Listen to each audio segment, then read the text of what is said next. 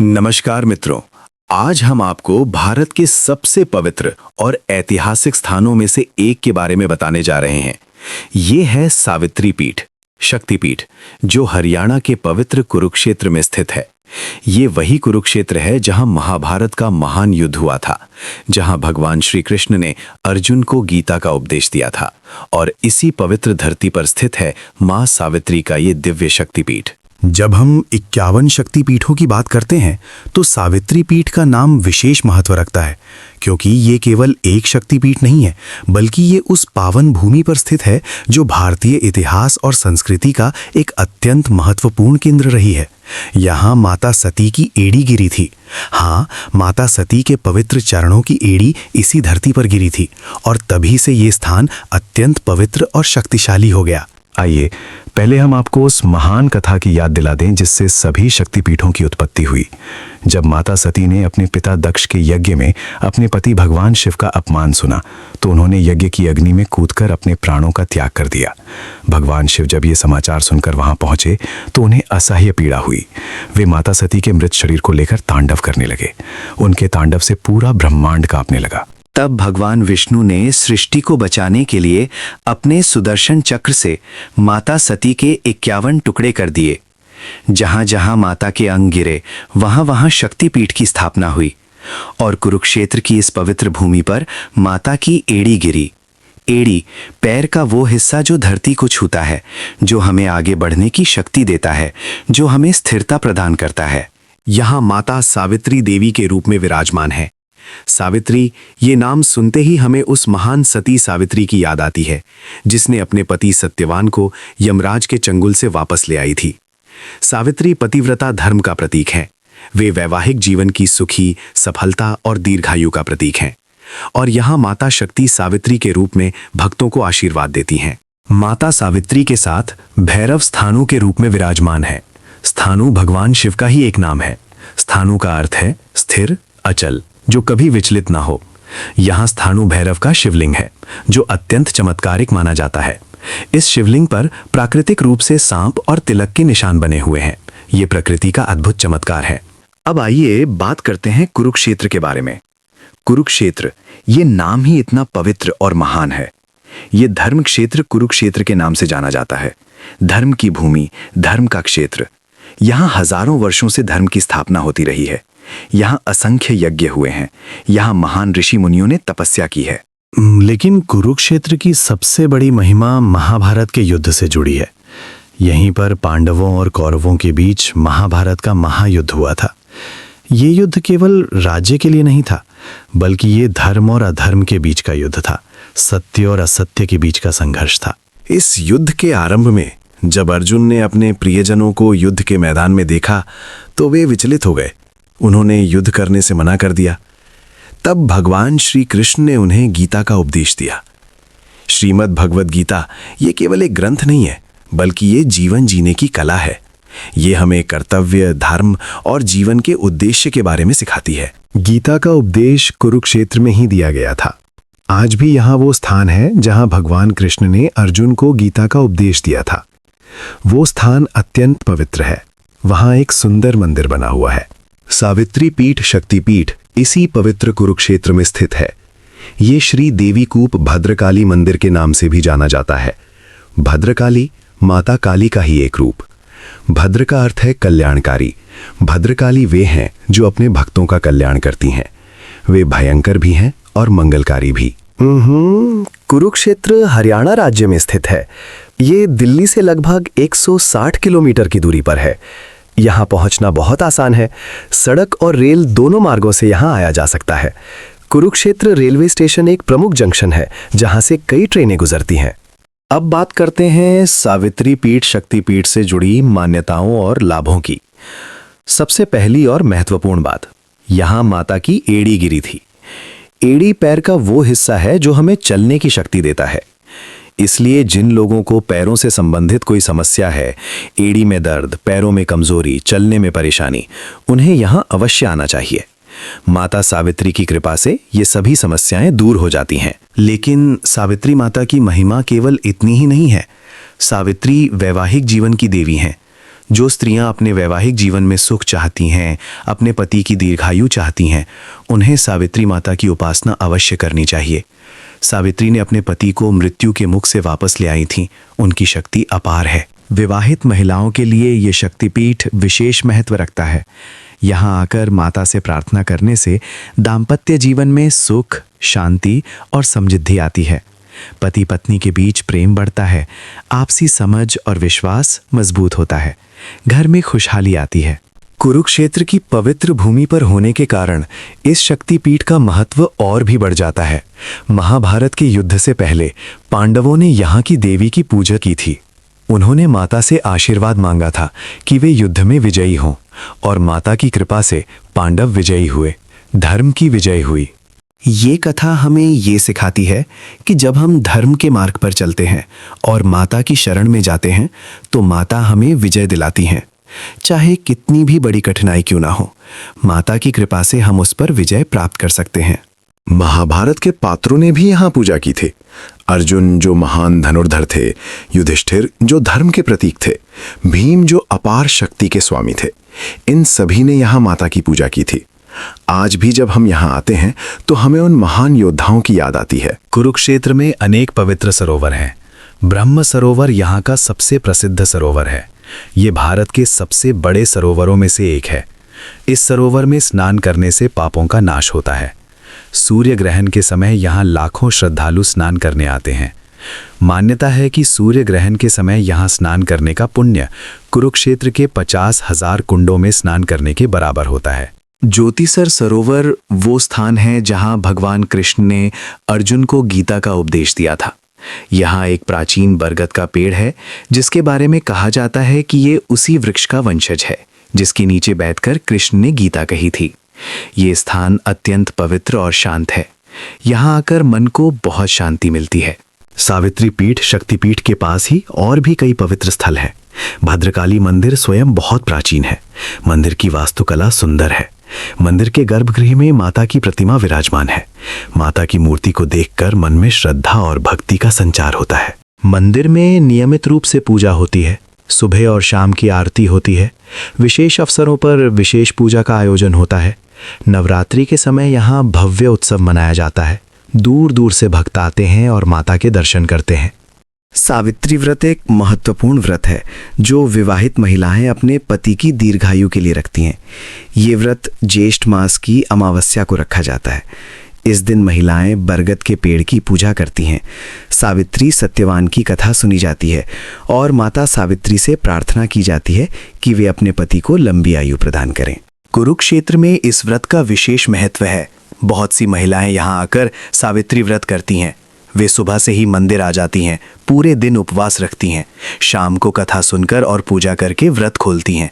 मान्यता है कि कुरुक्षेत्र में सावित्री व्रत करने का फल बहुत अधिक होता है।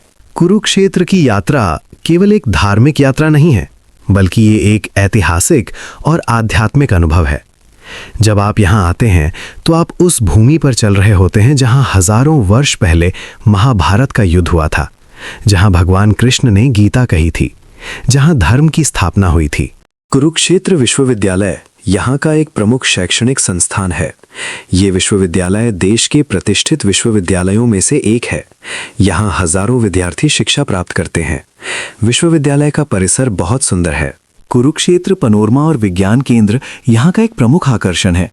यहाँ महाभारत के युद्ध को एक विशाल पैनोरमा के माध्यम से दिखाया गया है। ये देखना एक अद्भुत अनुभव है। ऐसा लगता है जैसे आप स्वयं युद्ध के मैदान में खड़े हैं। श्री कृष्ण संग्रहालय भी देखने योग्य है। यहाँ भगवान कृष्ण के जीवन से संबंधित अनेक वस्तुएं और चित्र प्रदर्शित हैं। महाभारत से संबंधित जानकारी भी यहाँ मिलती है। लेकिन सभी स्थानों में सबसे महत्वपूर्ण है सावित्री पीठ शक्तिपीठ, क्योंकि यहाँ माता की शक्ति विराजमान है। यहाँ की ऊर्जा दिव्य है। जब आप मंदिर में प्रवेश करते हैं तो एक अलग ही अनुभूति होती है। कुरुक्षेत्र में रुकने के लिए अच्छे होटल हैं। कुछ धर्मशालाएं भी हैं जहां श्रद्धालु रुक सकते हैं। भोजन की भी अच्छी व्यवस्था है। हरियाणवी भोजन अपने स्वाद के लिए जाना जाता है। दूध, दही, घी ये यहाँ की विशेषता हैं। सावित्री पीठ शक्तिपीठ से जुड़ी एक और महत्वपूर्ण बात यह है कि यहाँ आने से व्यक्ति को वैदिक ज्ञान की प्राप्ति होती है। कुरुक्षेत्र वैदिक संस्कृति का केंद्र रहा है। यहाँ के वातावरण में वेदों की गूंज सुनाई देती है। यहाँ आकर मन में धर्म और संस्कार के प्रति श्रद्धा जागती है। जो लोग आध्यात्मिक उन्नति चाहते हैं उन्हें कुरुक्षेत्र अवश्य आना चाहिए। यहाँ की पवित्र भूमि, यहाँ के पवित्र सरोवर, यहाँ के मंदिर सब मिलकर एक आध्यात्मिक वातावरण बनाते हैं। इस वातावरण में रहकर मन शुद्ध होता है, विचार स्पष्ट होते हैं। सावित्री माता की उपासना से एक और लाभ होता है, संस्कारों की प्राप्ति। सावित्री संस्कार की देवी हैं। वे अपने भक्तों को उच्च संस्कार प्रदान करती हैं। जो परिवार सावित्री माता की उपासना करते हैं उनके बच्चे संस्कारी होते हैं। वे बड़ों का सम्मान करते हैं, धर्म के मार्ग पर चलते हैं। माता सावित्री की पूजा में तुलसी के पत्ते विशेष रूप से चढ़ाए जाते हैं। तुलसी को पवित्र माना जाता है। तुलसी की माला भी माता को चढ़ाई जाती है। फूल, धूप, दीप से माता की पूजा की जाती है। सावित्री स्तोत्र का पाठ भी अत्यंत लाभकारी है। इस स्तोत्र में माता सावित्री के गुणों का वर्णन है। नियमित रूप से इस स्तोत्र का पाठ करने से माता प्रसन्न होती हैं, वैवाहिक जीवन में सुख आता है। कुरुक्षेत्र में हर वर्ष गीता जयंती का भव्य आयोजन होता है।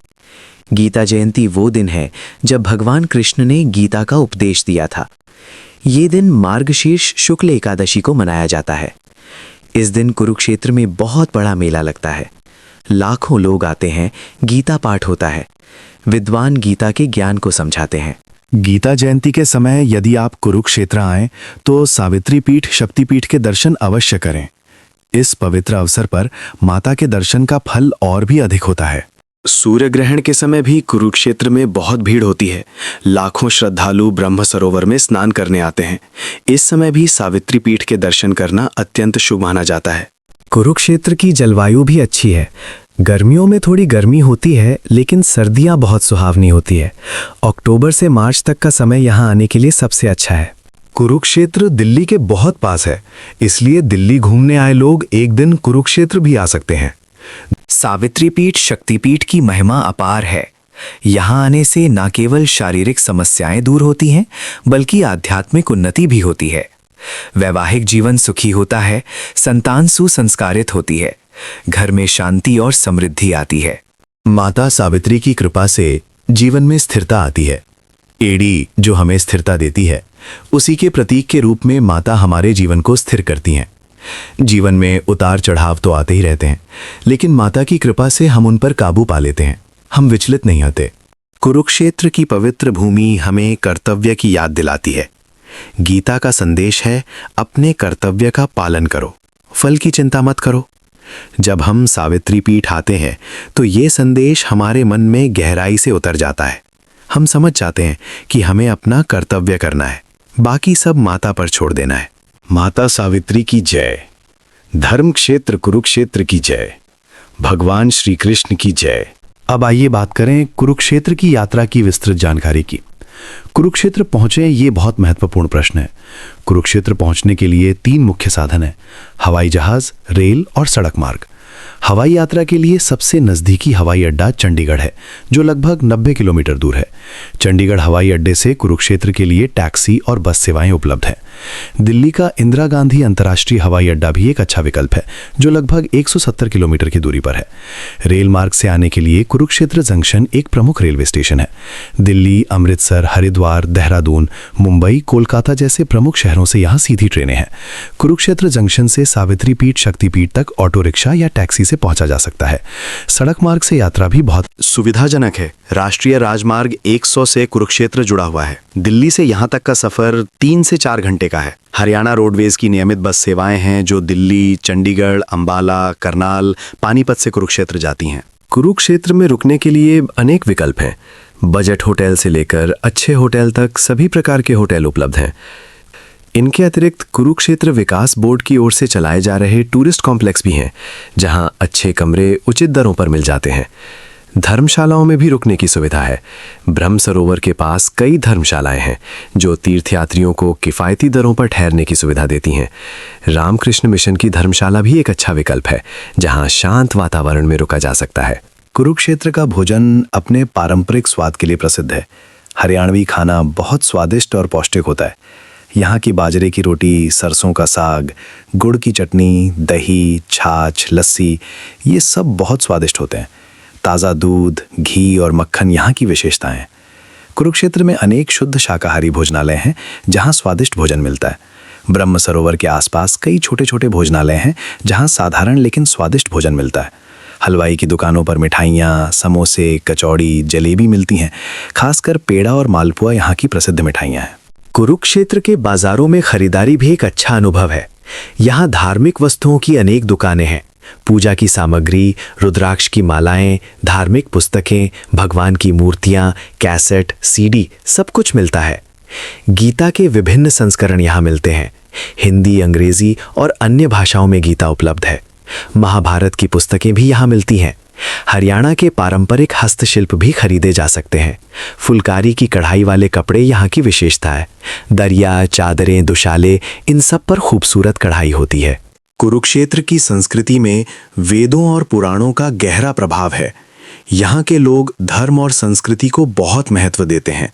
संस्कृत का ज्ञान यहाँ आज भी जीवित है। कुरुक्षेत्र विश्वविद्यालय में संस्कृत अध्ययन का अच्छा विभाग है। वैदिक अध्ययन केंद्र भी यहाँ है जहाँ वेदों का गहन अध्ययन होता है। अनेक पंडित और विद्वान यहाँ रहते हैं जो वेद पुराणों के ज्ञाता हैं। यहाँ समय समय पर धार्मिक सभाओं और सत्संगों का आयोजन होता है। भागवत कथा, राम कथा, गीता ज्ञान यज्ञ, ऐसे आयोजन नियमित रूप से होते रहते हैं। कुरुक्षेत्र में अनेक आश्रम और साधना केंद्र हैं। ब्रह्म कुमारी संस्था का एक बड़ा केंद्र यहाँ है जहाँ राजयोग सिखाया जाता है। आर्य समाज का मुख्यालय भी कुरुक्षेत्र में है। वैदिक धर्म और संस्कृति के प्रचार प्रसार में आर्य समाज का बड़ा योगदान रहा है। यहाँ अनेक योग केंद्र भी हैं जहाँ योग और प्राणायाम सिखाया जाता है। सुबह के समय ब्रह्म सरोवर के किनारे अनेक लोग योग करते दिखाई देते हैं। कुरुक्षेत्र में प्राचीन और आधुनिक का सुंदर समन्वय है। एक ओर प्राचीन मंदिर और सरोवर हैं, तो दूसरी ओर आधुनिक विश्वविद्यालय, संग्रहालय और विज्ञान केंद्र हैं। ये समन्वय कुरुक्षेत्र को विशेष बनाता है। यहाँ आकर व्यक्ति अपनी जड़ों से जुड़ता है और साथ ही आधुनिक ज्ञान भी प्राप्त करता है। सावित्री पीठ शक्तिपीठ में माता की आराधना का विशेष महत्व है। प्रातःकाल का समय पूजा के लिए सबसे उत्तम माना जाता है। ब्रह्म मुहूर्त में उठकर स्नान करें, फिर सावित्री पीठ के दर्शन के लिए जाएं। मंदिर में जाकर पहले भैरव स्थानों के दर्शन करें। भैरव की पूजा किए बिना देवी की पूजा अधूरी मानी जाती है।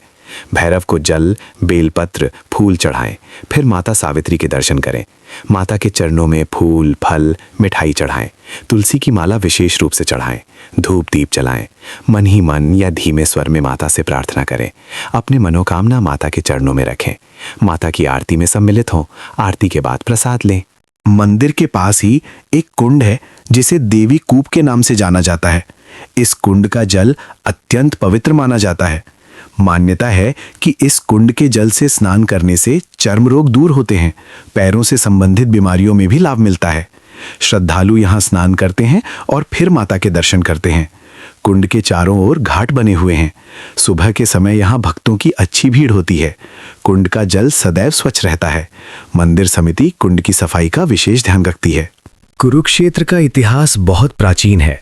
वैदिक काल से ही ये स्थान पवित्र माना जाता रहा है। पुराणों में कुरुक्षेत्र की महिमा का विस्तार से वर्णन है। वामन पुराण, मत्स्य पुराण और स्कंद पुराण में कुरुक्षेत्र के महात्म्य के अनेक श्लोक हैं। कहा जाता है कि यहाँ राजा कुरु ने हजारों वर्ष तपस्या की थी। उनके नाम पर ही इस क्षेत्र का नाम कुरुक्षेत्र पड़ा। भगवान ब्रह्मा ने राजा कुरु से प्रसन्न होकर वरदान दिया था कि इस भूमि पर मरने वाले को स्वर्ग की प्राप्ति होगी। ये भूमि पुण्य कर्मों के लिए विशेष फलदायी है। कुरुक्षेत्र में नवरात्रि का उत्सव बड़ी धूमधाम से मनाया जाता है। दोनों नवरात्रि, चैत्र नवरात्रि और शारदीय नवरात्रि में यहाँ विशेष आयोजन होते हैं। मंदिरों को सजाया जाता है। रोशनी से मंदिर जगमगा उठते हैं। 9 दिनों तक विशेष पूजा होती है। प्रतिदिन माता के अलग अलग रूपों की पूजा होती है। भक्त उपवास रखते हैं। माता के भजन गाए जाते हैं। कन्या पूजन होता है। अष्टमी और नवमी के दिन विशेष भीड़ होती है। सावित्री पीठ शक्तिपीठ में नवरात्रि के समय दूर दूर से भक्त आते हैं। तो मित्रों, सावित्री पीठ शक्तिपीठ केवल एक मंदिर नहीं है, ये माता शक्ति का दिव्य निवास है। ये धर्म क्षेत्र कुरुक्षेत्र की पवित्र भूमि पर स्थित एक अद्भुत शक्तिपीठ है। यहाँ आकर हमें महाभारत के युग की याद आती है, गीता के उपदेश की याद आती है और सबसे बढ़कर यहाँ माता सावित्री की दिव्य उपस्थिति का अनुभव होता है। माता की कृपा से जीवन में सुख, शांति, समृद्धि और स्थिरता आती है। वैवाहिक जीवन सफल होता है, संतान सुख मिलता है, सभी मनोकामनाएं पूर्ण होती हैं। तो आइए माता सावित्री के इस पवित्र धाम के दर्शन करें, कुरुक्षेत्र की पवित्र भूमि पर चलें, गीता की ज्ञान भूमि पर आएं, माता सावित्री के चरणों में अपनी मनोकामनाएं रखें। माता की कृपा से हमारा जीवन सफल, सुखी और सार्थक बने। जय माता सावित्री, जय धर्म क्षेत्र कुरुक्षेत्र। माता का आशीर्वाद सब पर बना रहे। हर हर महादेव। धन्यवाद इस वीडियो को देखने के लिए। हम सिडनी, ऑस्ट्रेलिया में माँ काली का मंदिर बना रहे हैं। ये सिर्फ एक इमारत नहीं, बल्कि माँ की शक्ति और भक्ति का जागृत केंद्र होगा।